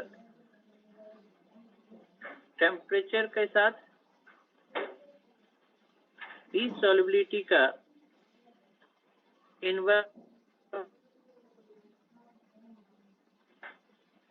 और यही रीजन है कि कोल्ड ड्रिंक्स को हम लोअर टेम्परेचर पर स्टोर करके रखते हैं ताकि कार्बोनेटेड वाटर मतलब कार्बन डाइऑक्साइड ज्यादा अमाउंट में वहां पे डिसॉल्व हो। और प्रेशर ज्यादा होगा तो ज्यादा गैस डिसॉल्व होगी। जैसे कोल्ड ड्रिंक की बोतल को ओपन करते हैं, प्रेशर एक्सटर्नल कम होता है तो गैस क्या होती है? वापस बबल्स की फॉर्म में वहां पर बाहर निकल जाती है। तो ये हेनरीज कांस्टेंट वाला पार्ट समझ में आया आपको? टेम्परेचर बढ़ेगा तो सॉल्युबिलिटी कम होगी। आज के इसके एप्लीकेशंस, एक तो कोल्ड ड्रिंक्स को हम लोग लोअर टेम्परेचर पर और हाई प्रेशर पर इसको स्टोर करते हैं। दूसरा, हाई एल्टीट्यूड पर पार्शियल प्रेशर ऑक्सीजन कम हो जाता है तो कौन से सिम्टम्स डेवलप हो जाते हैं? बॉडी के अंदर ऑक्सीजन की डेफिशिएंसी, क्या नाम देते थे उसको? एनोक्सिया। तो एनोक्सिया जो पार्शियल प्रेशर ऑफ ऑक्सीजन की लो होने की वजह से जो सिम्टम्स डेवलप हो जाते हैं। और स्कूबा डाइविंग के लिए जो गैस सिलेंडर लेके जाते हैं उसके अंदर क्या करते हैं?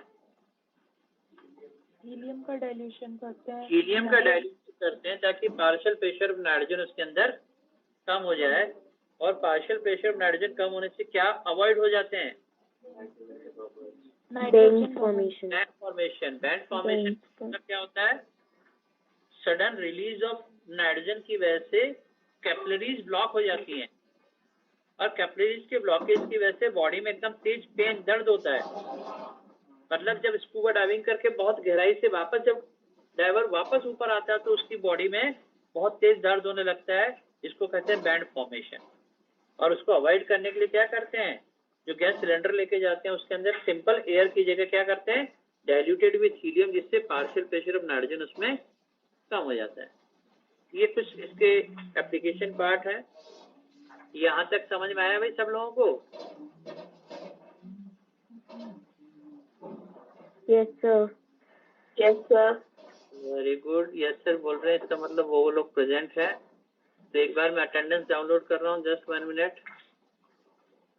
और डाउनलोड हो गया। Okay, thank you. किसी को कुछ नोट करना हो तो बता दो, मैं दोबारा हूँ। Thank you. Solubility of gas liquid अभी दिखा रहे हैं, ये लो।